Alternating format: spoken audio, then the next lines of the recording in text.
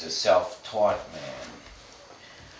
So with him, he was what you'd call, I guess it was like the way he had this image of himself as the one, if you wanted to know anything, he could let you know right away the solution of what you should do with your life or how you should be.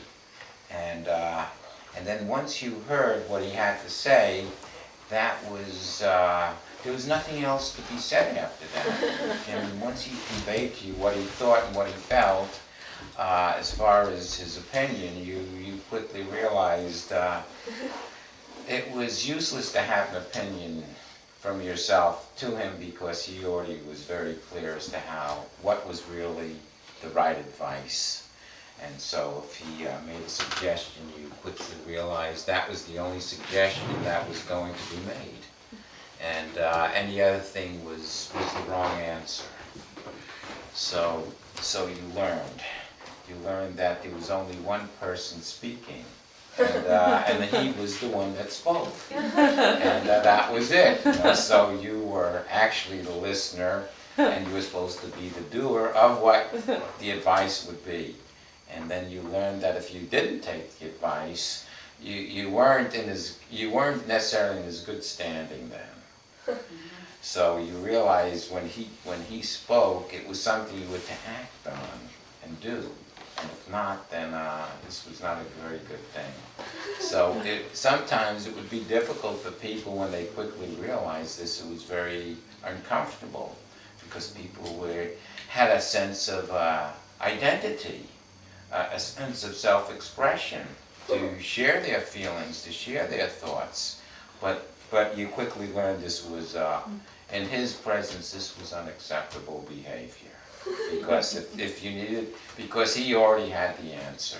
And as far as you were concerned, whatever you had to say, it was useless to begin with, as long as he was there. So that's the way it was with my father. He was asked about my father as to what he was like. He sold real estate. He referred to himself as the acreage king.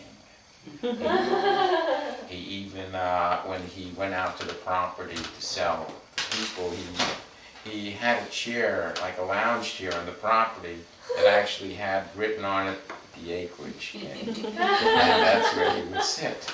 So anyhow, that's like gives a little sense of a profile of my father. So when it came to meeting my brother and I having an interest in Baba, he could not see any purpose that we would have an interest in Baba, especially, if it referred to, going to India to meet Meher Baba or something like that. To him, this represented something that should not even be thought of. He says, you're thinking of going to meet Meher Baba. He says, this is, what you're thinking makes no sense. He says, what people like you should be doing is the most important thing, which is to be with your family. And then you quickly realize to be right there with him, that was God. This is the God experience, is to be with him, with the family, and just take his advice. And then everything is wonderful. And then he says, then you get the peace. And as far as peace or spirituality, he explained to us, he says, all you need to do is to go to the shul, meaning the church, which is just some blocks from here. And there you can get all the enlightenment you need. So why think about India? And he would sit us down, and he would talk to us. So. But now his talks, you have to understand that when he spoke, it wasn't where you sat for a few minutes. This thing was like a marathon. I have to say, sometimes he would drive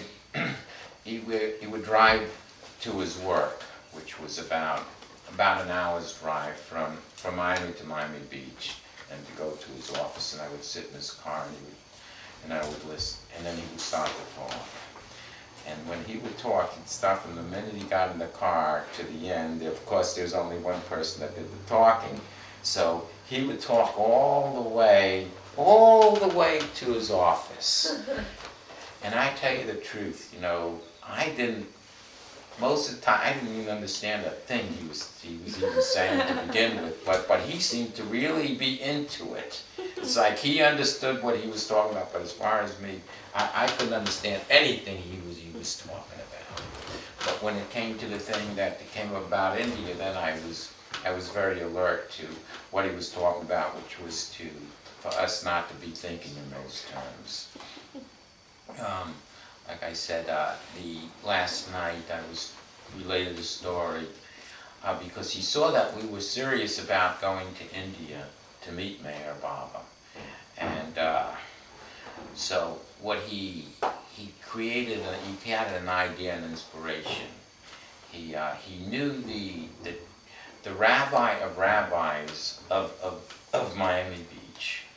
And knowing him, he felt he had a certain influence because he would give these donations to the temple there. So he felt as long as I'm giving these donations, he felt he had the right to call up whose name was Rabbi Laraman and talk to him that he had a problem here and he could correct it. But of course, Rabbi Laraman didn't understand that the way the problem had to be corrected is by what he was telling him. And that was the purpose of what he said, I want you to meet them and this is what you can let them know. So they don't have to think about these other things about India. So, but apparently the rabbi Laraman had he did have a sense of his own identity. And an intelligence to go with it, and so he wasn't, I don't think, fully aware of where my father was coming from.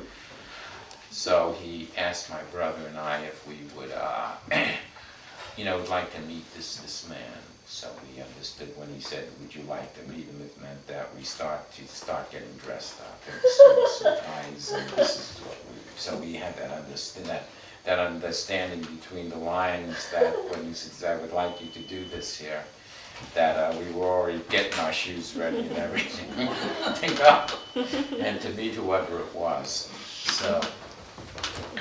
So he took us in his nice car to up to into Miami Beach, and he took us into the beautiful, very wealthy elite temple. And we met Rabbi Laraman. He introduced us. He says, this is the rabbi, so you're here to listen to him. And we understood, yes, to listen to him and to do also what he says, whatever that's going to be. And so we figured, well, he's already been prepped by my father as to what he's supposed to say. And so we were already prepared in that respect. So we met the rabbi, and then he said, well, this is my two sons, and they have this idea that if they go to India, they'll experience God. So then the rabbi asked us what it was that we were thinking about. He said, well, we feel spiritually it would be very beneficial to meet Meher Baba, and that this could help us to get closer to God.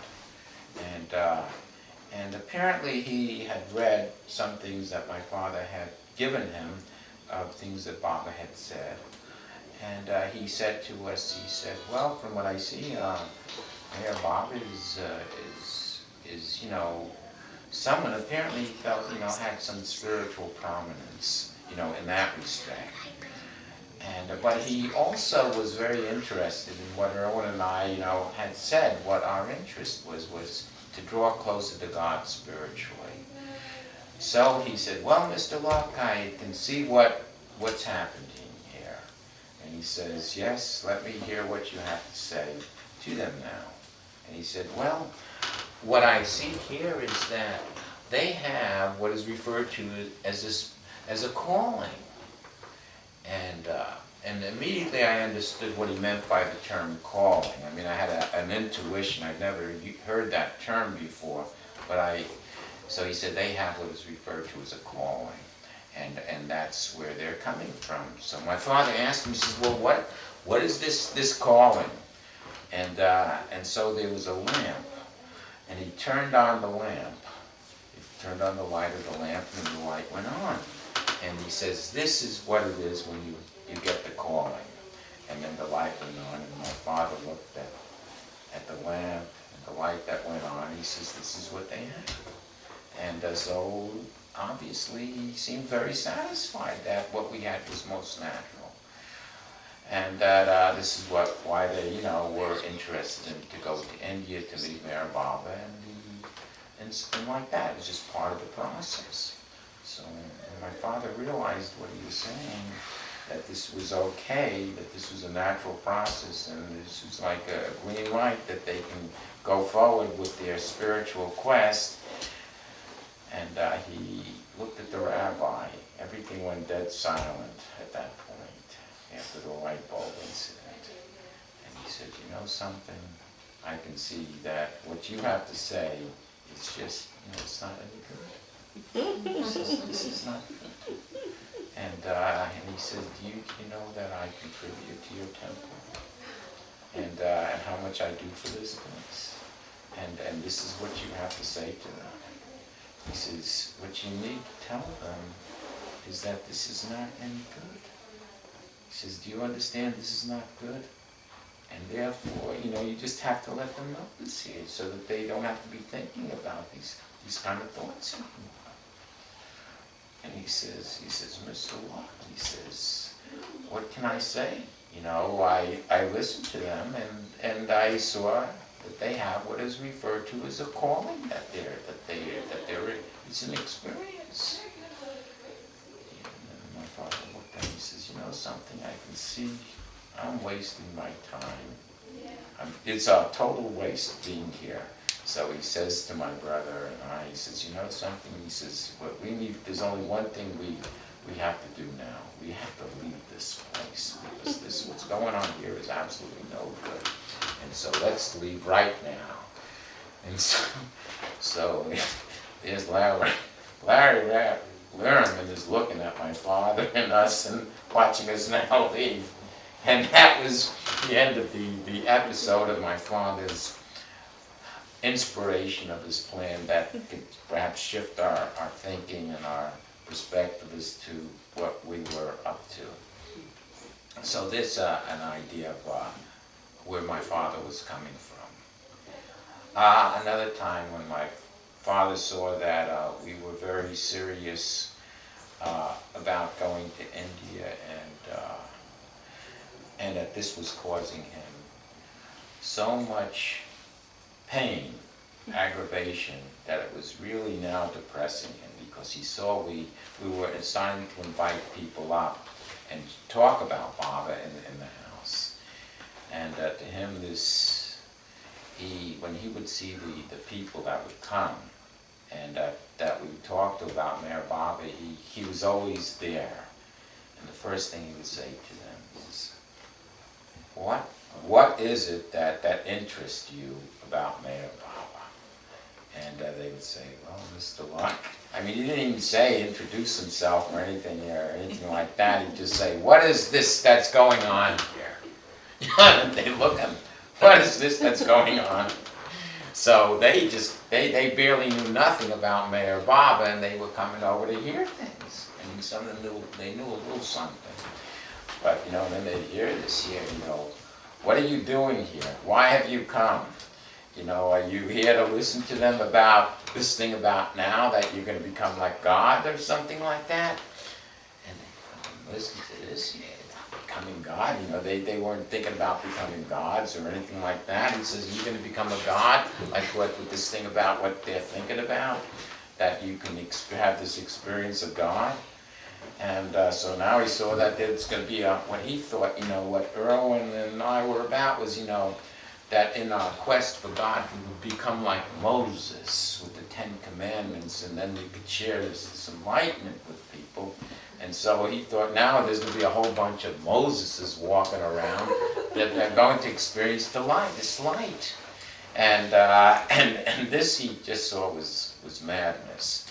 So he asked one person, what is it about Meher Baba? And he said, the only thing he said I see about Meher Baba is that what I've read, it's given me more of an understanding of my own belief that I have now. And now I understand it a lot better, which was before I didn't have that understanding.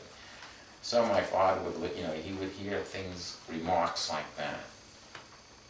But anyhow, then as time went on, he saw that his tactics weren't working. He said, one time he says, well, I have an idea. He came up with another idea. He says, you know something? He says, I will really want you guys really to know I'm not against you.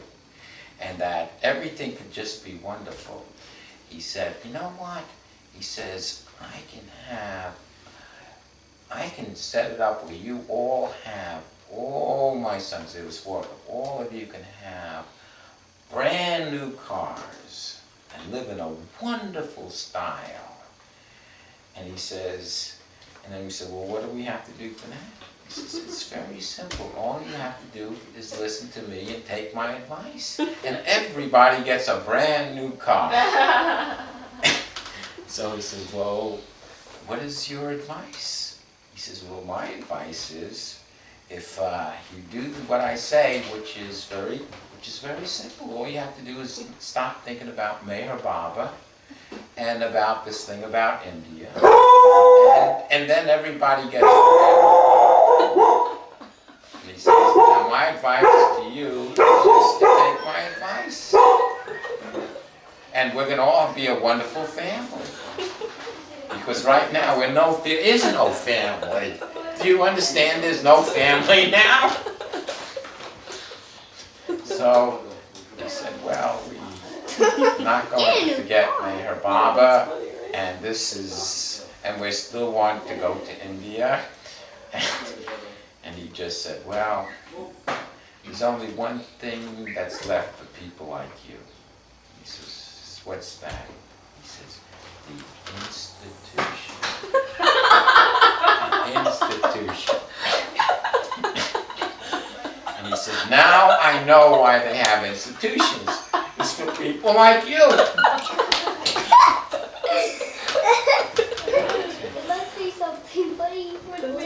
Shall we convene to the dining room?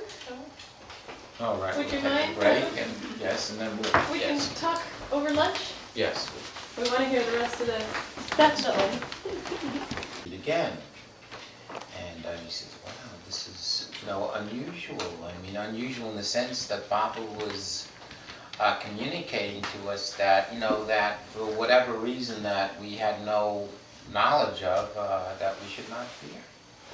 And that just to hold fast till we meet again. So anyhow, in the midst of this here, it was very confusing. And then my father, true to his nature, came up with an idea. And he said, you guys, that's how he referred to my brother and I, is not his sons, but you guys. So he says, you guys, what you're doing, I don't know how to tell you, but this is the worst the way you could be. You're breaking up the whole family. You're causing my wife untold agony. And he says, so I just want to hear that you're going to forget this whole thing. So we explained to him, he said, no. He says, we are going to be going to India, and everything that you've done in the past is only to, it's been like to postpone our efforts, but we will be going, so it doesn't matter, what's going to happen. So then Erwin and I went upstairs to our room, and then we heard a big sound downstairs. Big sound. And that sounded like a crashing or something. And so my mother was there, and she says, she came up, she says, something has happened to your father. She says, what's happened? She says he's lying on the floor.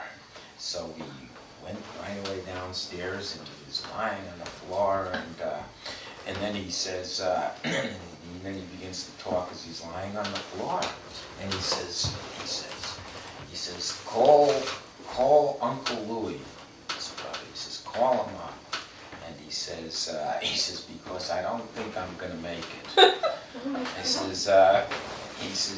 And then he says, what happened? He says, don't even talk to me. And he talks to us. I just call Uncle Louie and tell him that something's happened to me, and that he should come over right away. So my uncle gets the call from my mother that he to come over right away. So he before he came, he asked, what is the problem? And he says, and my mother says, well, he's on the floor, and he wants to know what's happening. He says, tell him what's happening. He says, tell him that they're killing me. Both of them, they're killing me. So my uncle comes over, right away, he comes, he rushes right in, and he sees my father on the floor, and he picks my father up in his arms, and he says, Morris, what has happened to you? What has happened to you, Morris? He says, they're killing me. They did this to me. And he looks at us and he says, how could you do this to your father? He says, Morris, don't leave us. He says, Louie, call the doctor. He says, yes, Morris. So he tells my wife, he says, so Louie says, you better call the doctor. And my father says, yes, please call the doctor. And then he says, what will we tell the doctor? He says, I'm having a heart attack. He says, that's what you tell him. And then I'll come right away. So then the doctor comes, and the doctor comes over, and he's examining my father now. And he says, Morris, what's happened? He says, okay. I'm having pain all over here, and I'm having a heart attack. And he says, well, I'm gonna have to continue to examine you. And he says, you don't have to examine me. Can't you see I'm having a heart attack? And he says, well, what happened? He says, it's their fault. He says, you see them? Are they still here? He says, I can't even see now. That's how bad this thing is now. Can you see them? He says, well, there's two people here. He says, well, they shouldn't even be here. He says, well, what do you mean they shouldn't be here? Who are they? And then his uncle says, he says, you're not going to believe it, but they are the sons of this wonderful man who's having a heart attack, and look what they're doing.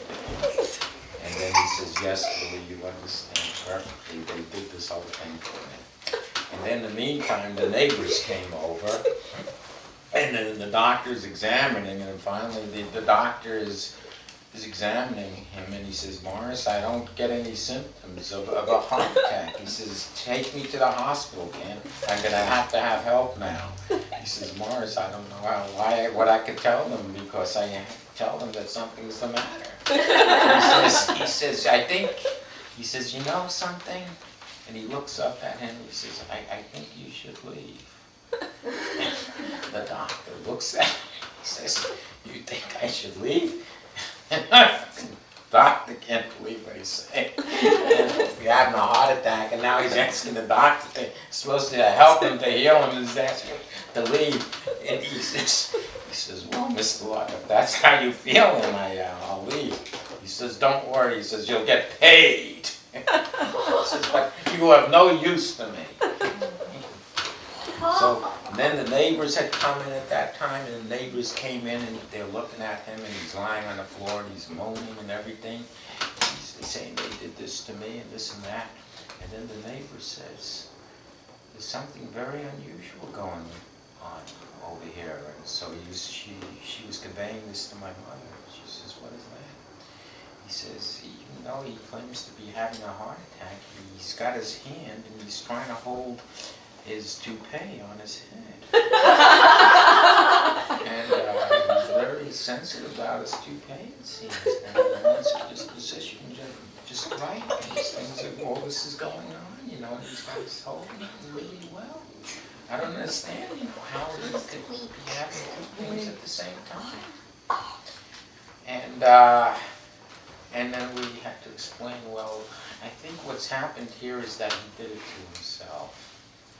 And then he must have heard something not to his liking. Again, he says, "Call the police! Call the police!" And he says, "Call the police!" And the neighbor, both neighbors over, they say, "What do you need the police for?" He says, "You see these two people, these two guys over there, they're killing me. Can't you see what's happened? And I need the police to take them away. Because otherwise they could grab me and something could happen." And then one of the neighbors said, "My God, did you hit him or something?" He's lying on, because all they saw was that the man was lying on the floor. And he said, then he says, "No, we didn't hit him." He says, "What happened? He did it to himself. We came downstairs and there he just did it to himself." So in the meantime, the police came, and then he says, the police came and he says, "Well, what's the charge? What happened here?" And he says, "There's nothing you need to know, because all you need to know is that these two people have to be taken away, because why?" He says, "They're no good." And they says, "Well, what's the charge?" He says, they don't listen to anything I say." And they said, "Mr. Luck, you know, you called us here, and we come because if there's something that's really done criminally to somebody, and if there's been a criminal act, that's why people call people. But you're saying that this is something about sounds like a personal family affair, and we don't like these kinds of things. People like you are not just to call us and we come over on an emergency because you're having a little domestic problem." And he says, "You know something? I think you should leave. Because if you don't leave now, I may have to call somebody to take you out also, along with them." And then okay. "Well, Mr. Luck, just remember one thing. We don't want to ever hear from you again." And they both left. And so that had to do with that cable where Mayor Baba said, you and Edward do not fear, hold fast till we meet again." And we had no idea, you know, that they were going to be with my uncle and the police and all those things, and the whole thing was such a plot to get us to not think about going to meet Mayor Baba. And yes. That sounds more dramatic than my grandma. My mom said that, so I just oh, well, let's say it. Yeah, my mom always used to tell me when I was a kid, all families have problems. That's true. Yeah. So what was coming out of this now was, my uncle was very worried about my father now and what to do for him, and so he said, "Morris, what can I do for you?" He says, I understand, you know, they've done something very bad to you, and, you know," and he says, "Well, the only thing you can do now, Lord, because I can see everybody's against me, and that is to help me upstairs so if I can make it to my room. And if you can do that for me, I think that's the only thing that's left for someone like me." So my uncle then grabbed him and held him around, took him upstairs, even though he never went to the hospital or anything like that. And lived many more years. Yes, yeah, his toupee was right up as he was going up there. And then my uncle came up with an idea, and because then my father said, "You better write Mayor Baba, because if you, and tell him, you know, what they're doing to me, because I may not live. And tell Baba that I'm not eating anything until I hear if I don't hear from him, you can let him know that my death will be on his hands. And that they, This is great, like extending a Jewish guilt Yes. trip onto Baba. Oh, man. and they should leave the house. And let them know that something should be done with them, because they're not listening to me. So at that time then, so Baba responded, So such a letter was written. oh yeah. So now he wrote it for himself? Yes, my father dictated the letter Okay.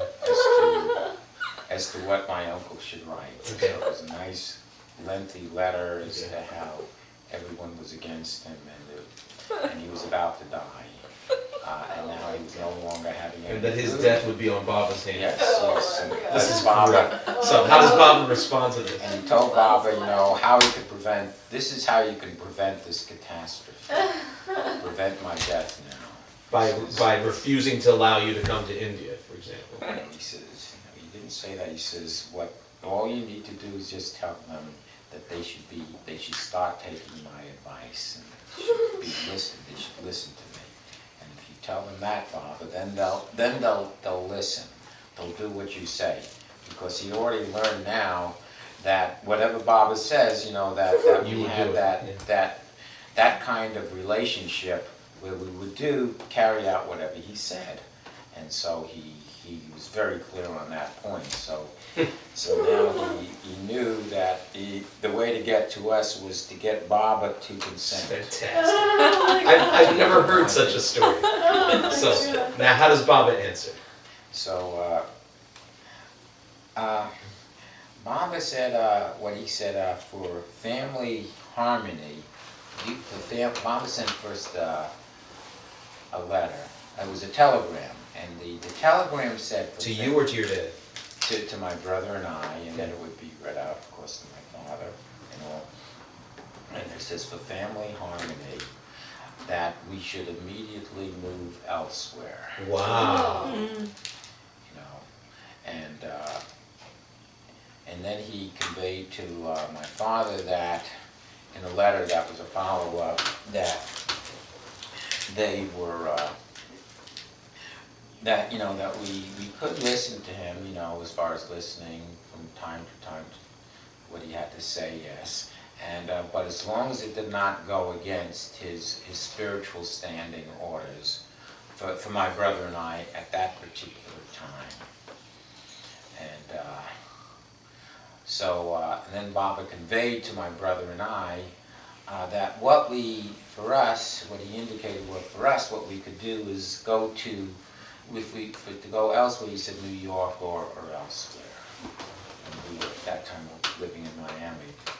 So as soon as Erwin and I got that telegram and letter and then read it out to my father, and my father saw where Baba said that, to move elsewhere and things like that, everything was okay, for the time. And then he asked us, so we moved down immediately, and then he could feel, then that kind of appeased him in some way, at least he had some relief now, of having to look at us. And So Baba was right that it actually produced some harmony.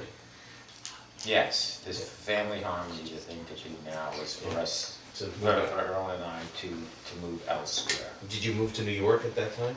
So we immediately moved down, we got a place Okay. immediately, just got another place to live, and then we discussed what we would do, where we would actually really find, whether we were going to stay there, at this apartment, at that time, and then I said to Erwin, I think, from what I get, what Baba has indicated in the letter, he indicated New York. He said to go to New York or elsewhere. So his first indication, I said, that Baba has said was New York. So apparently this is something that Baba is indicating, or elsewhere. So then Erwin got the point that Baba was indicating his suggestion was to go to New York. Or he said, or elsewhere. So then we realized, so there seems to be a priority here. Otherwise Baba would have just said just to go elsewhere. So then we immediately then Erwin realized, yes, we should we should go for Bob, that indication of Bob to go to New York. So then Erwin and I decided, yes, that's what we gotta do, we're gonna go to New York. So then Erwin and I now, we had a Volkswagen, so we decided to sell the Volkswagen, and then we'd have the money to go to New York. So that's what we did, we went forth, and then my father visited us at this, it wasn't an apartment, it was like a hotel, a little room, it was an apartment room, that's more of that than anything else. So he came over and he asked us, what we were doing, what our plans were. And so when we told him, he says, well, what our plans are now for family harmony, that we decided what we're going to do is to go to New York. He says, you're going to go to New York? He says, you know something? You guys got everything all mixed up. It doesn't mean for you to leave. He wants you here. He says, what do you mean? He says, Baba really wants us to be together. He says, but in the letter, he says, in the telegram, Baba said that we're to go to New York or elsewhere for family harmony. And he says, no, you got this thing. You're all got it all mixed up. I'm gonna I'll write to Baba and you'll see. So. Like, oh, your dad is always trying to head you off at the pass, Ambush, behind another bush. Unbelievable, man. Your dad is a real string puller. Very And when he determined. found out your relationship with Baba, he wanted to pull that string Outside. like crazy. That's amazing. It's a real manipulator.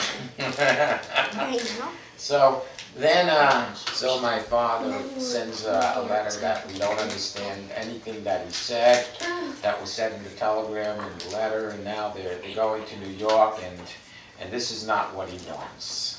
He says what they should do is just to be at the house. They should be back home with their parents. And so anyhow, the response came from it might have been Adi. And he said, first you say you want them to leave. Then Baba gives the consent that they should leave. And then after Baba gives the consent that they should leave and they've left, now you're saying what you want is for them to be back in the house. So you don't seem, if you have to know what it is you want, because we can't keep going back and forth where they're out of the house, in the house, and then out of the house. And so what we decided is not to bother Baba with this anymore. Because this is not good. And so he ran into the gatekeeper. Yeah. Yes, absolutely. Yeah, the gatekeeper. Absolutely. And so they always said we are very, something like disheartened with this thing of, here we tried to do what you suggest, and now you say it isn't what you want for them to be out, and this and that. So anyhow, so Erwin and I then went on to, at that time, then we did go on to New York City.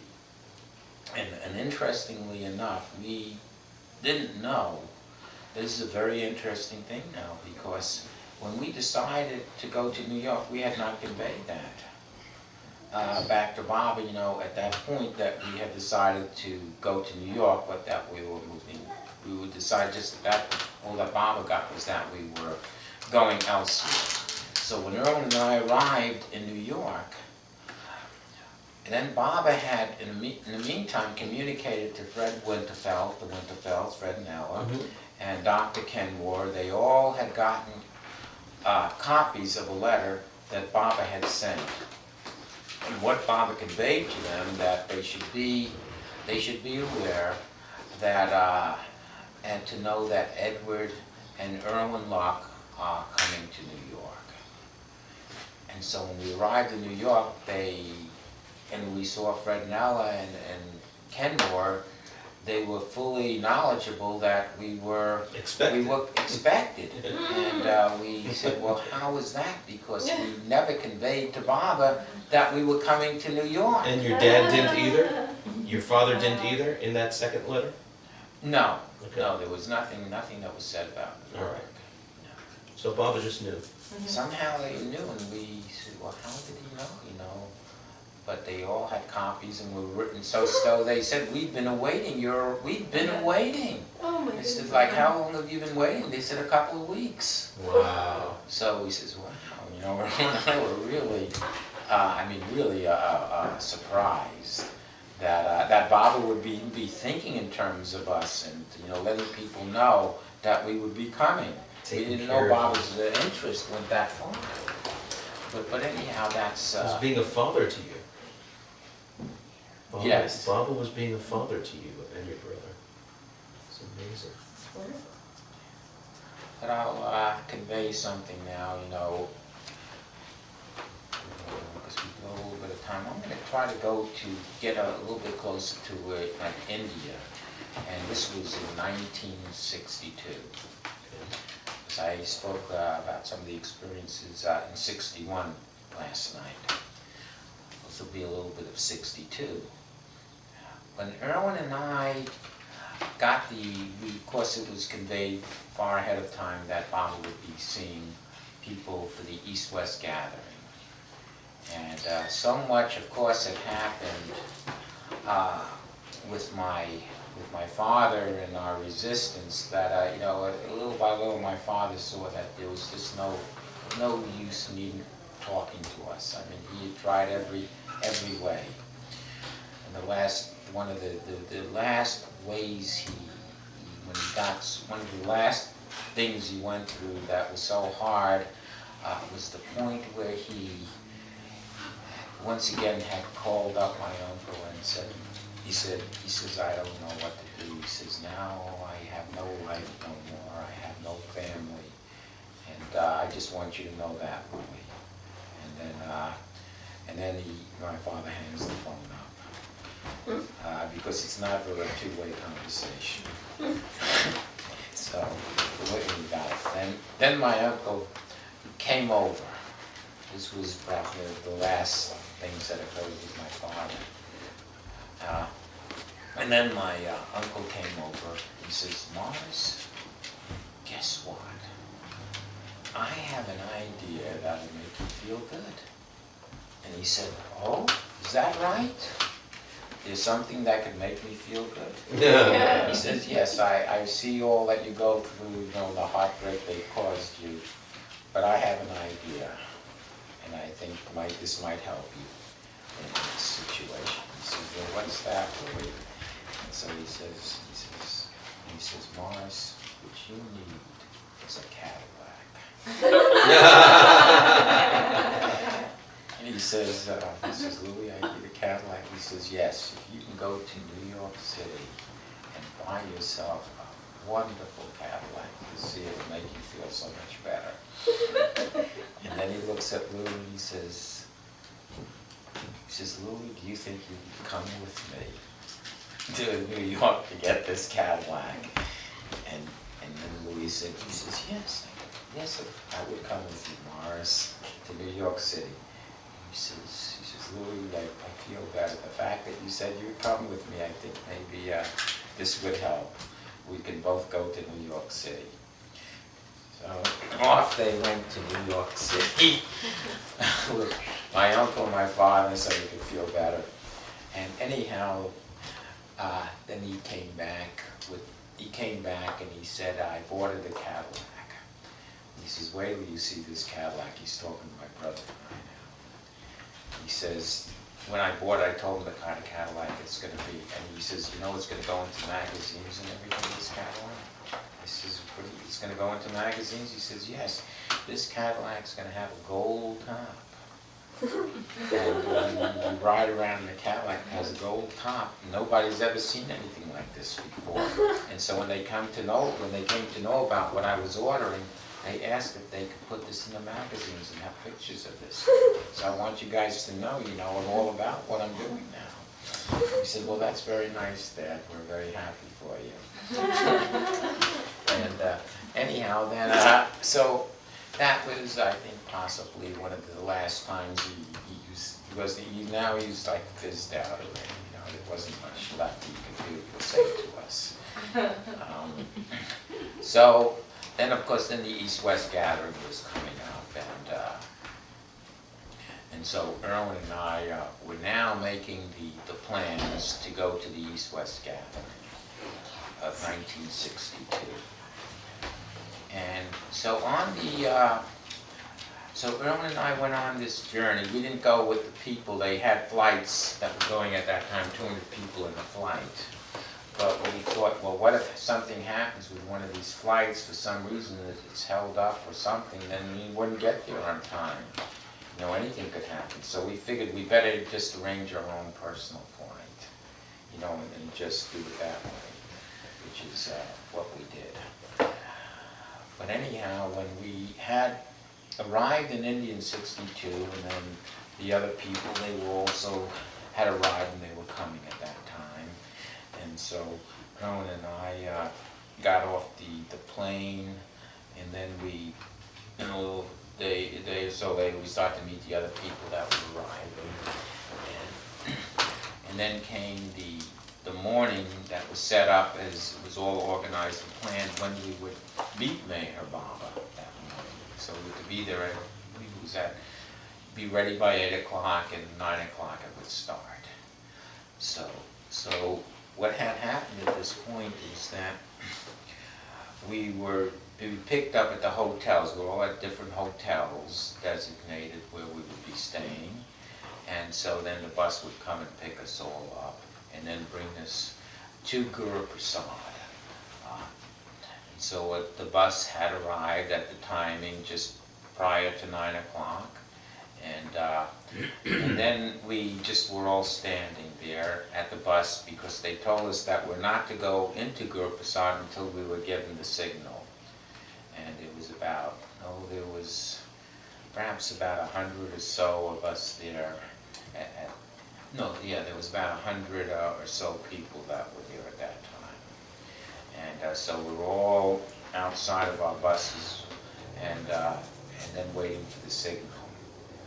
And so I was just standing there, you know, just looking around and things like that, you know.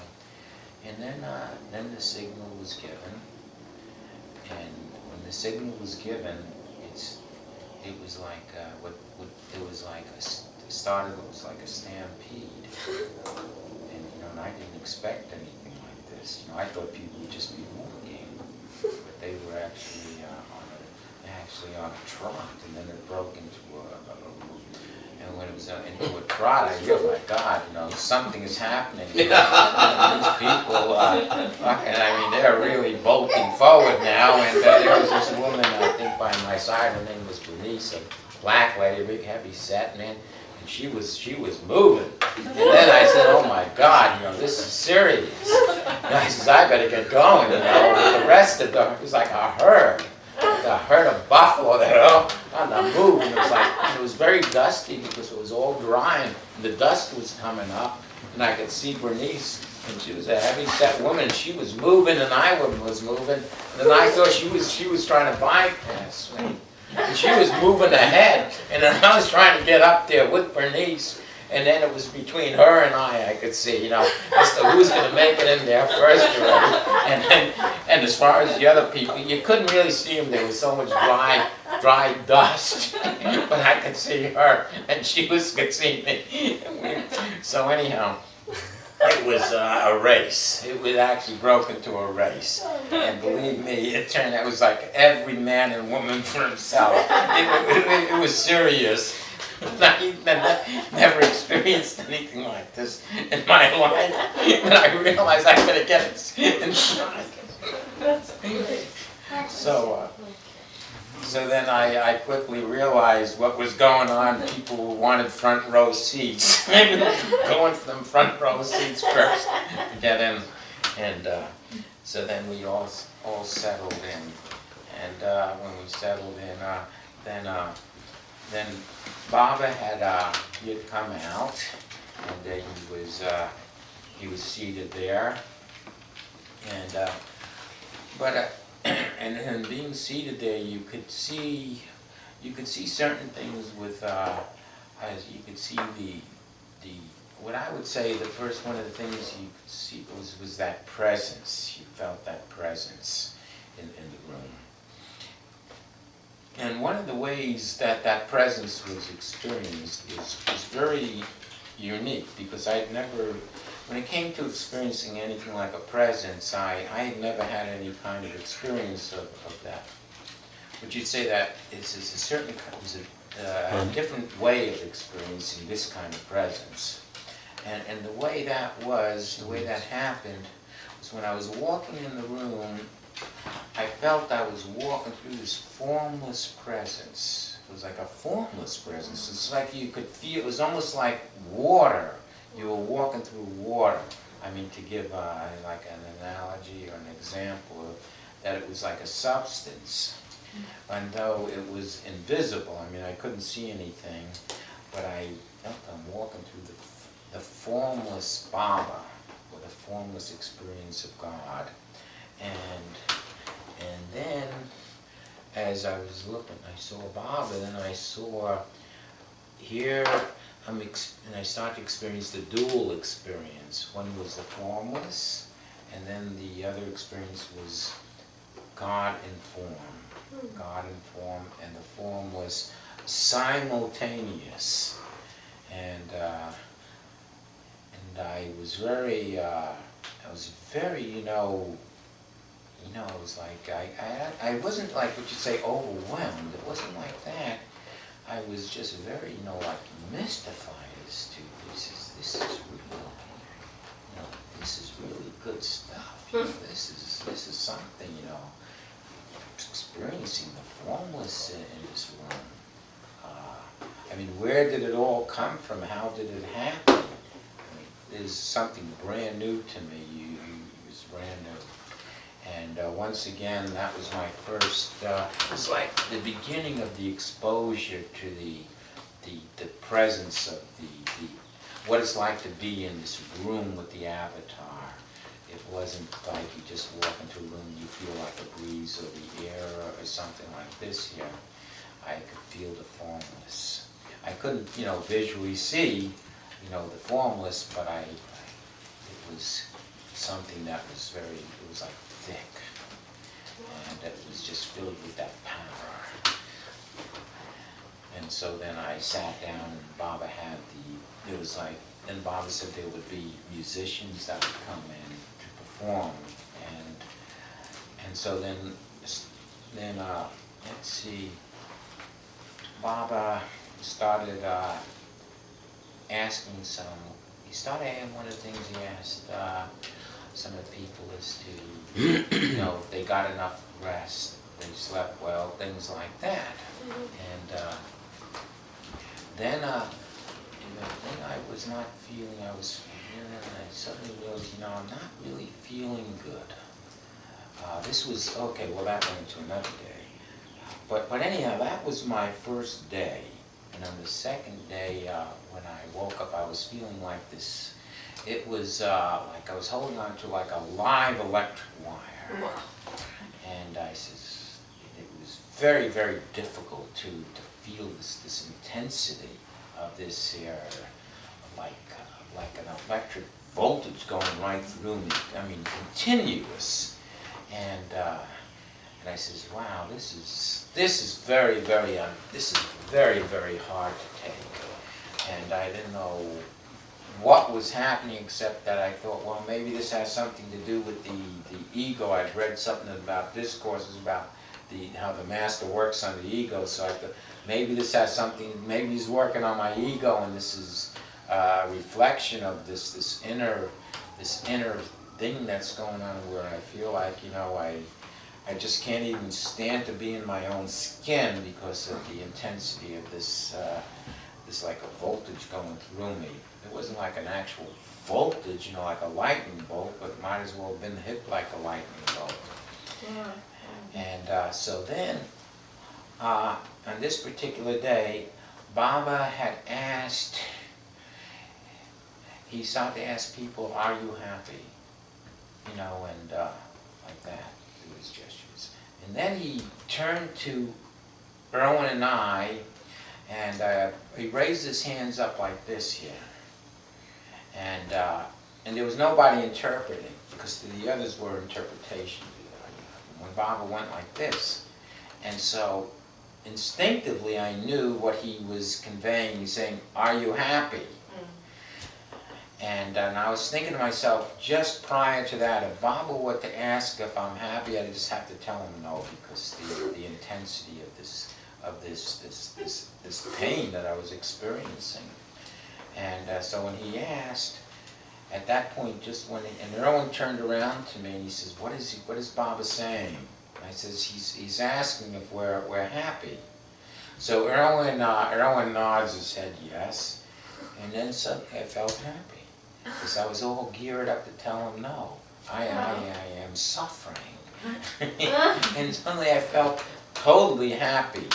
And so I said, so my response to Baba was that I felt happy. And then right after I said that, it came right back. I did not have that sense of peace or anything like that anymore. And there I says, oh, I'm back again. But anyhow, those were, some of the things that did occur when I was with Baba at that time. And I'll convey just one last experience, because it's time that I have to be leaving. On this particular day, Baba said to us that we were to leave the room. We were all in a room with him.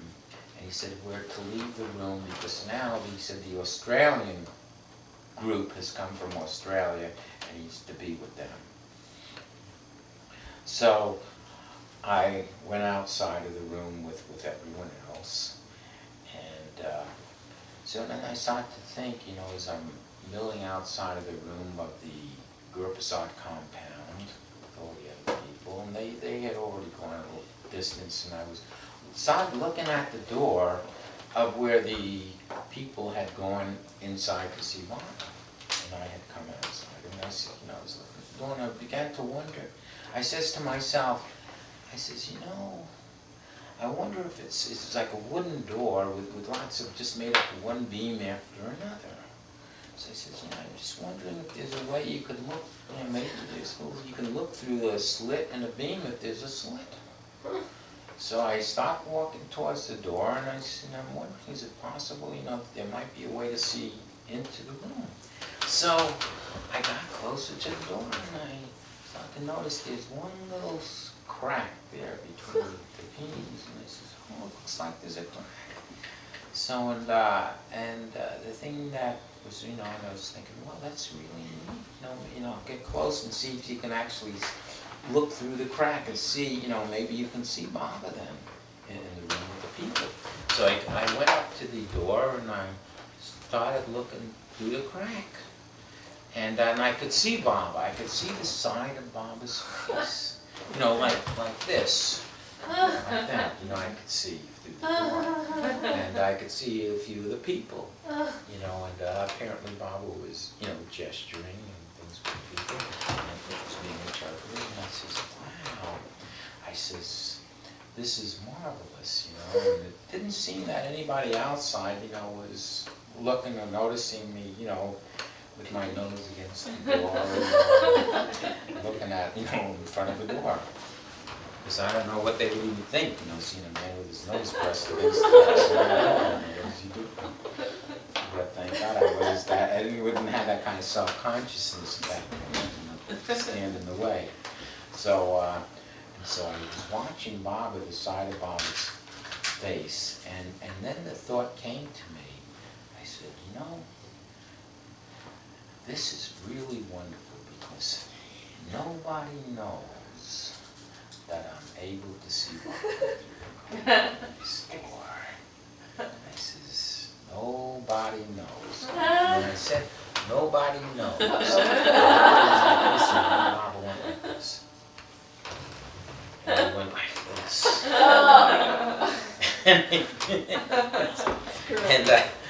And the thing that went through my mind instantly at that time was Baba said to those of us that were in the room, just previous, that we were we were to leave the room, you know, so we could have his time with the people. And so I thought of this, because I've heard about obedience, and obedience. And the thing was that I was supposed to be away. Although what I saw, it appeared to me that Bob's gesture was, he came around and he went like this. That's what I suddenly realized, you know, it's like he was saying, you know, to come, like his gesture was to come into the room. And I was kept thinking though about the obedience, and I jumped back. Turn around. And I jumped back. I never knew, you know, what, you know, whether I was supposed to come in or what, because I was so startled at that moment. And at that moment I got so startled, I jumped back and I fell over. Tripped and fell. Oh my God. Bob was always doing stuff like that. So that was the. So you didn't go in? No, I was Too scared. just thinking, you know, like you was talking about before, the mind. That's My right. mind went so Mine's so fast that but then shortly after that, I realized, you know, I says, I think he was gesturing me to come in, and I was just thinking mine got in the way. Yeah. Okay, we're ready. Yeah. Okay. We don't have to rush, but could we have a moment of silence? Sure. Jay Papa.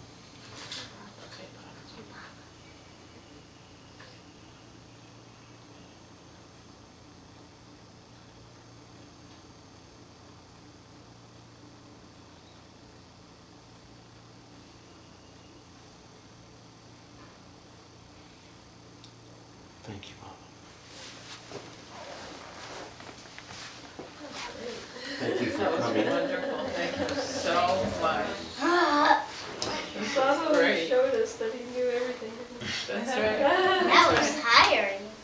Tiring. Not So for fun. you.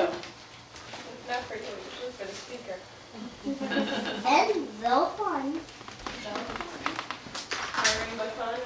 Yeah, so fun. Are your bags all ready?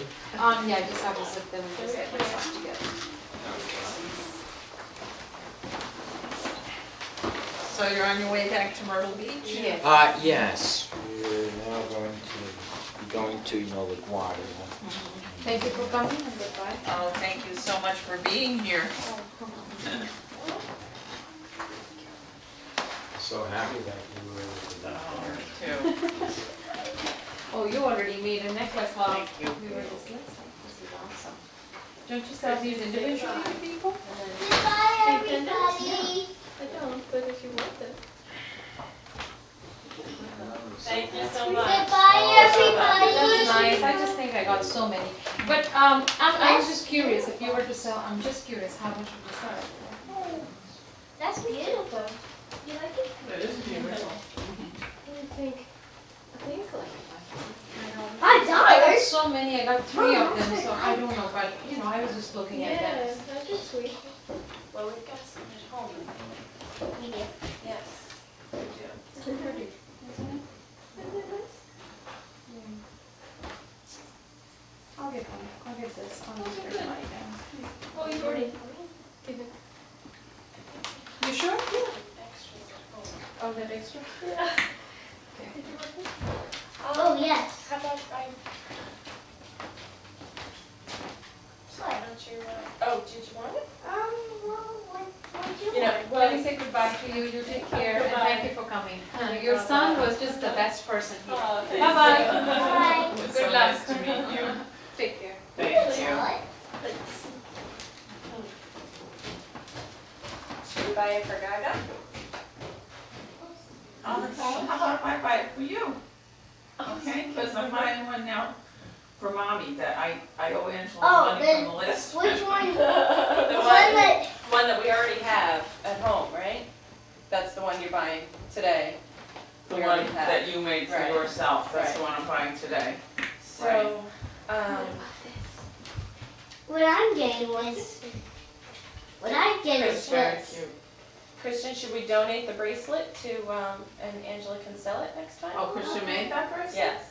Oh, I'm gonna buy that. Oh, okay. All But right, so I know what I'm gonna buy. Gaga's buying both of your jewelry pieces. That. You're gonna buy that Angela made? You like it? Yeah, that's You can just finish beautiful. it off. You gonna give it as a gift, you think? Yeah. Wait, let me get my money. Oh, my pocketbook's over here. Yeah. You're gonna be shelling out more money than you expected.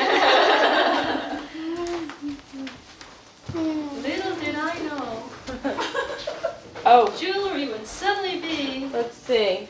the way to find How do out. we, how do we stop it from recording?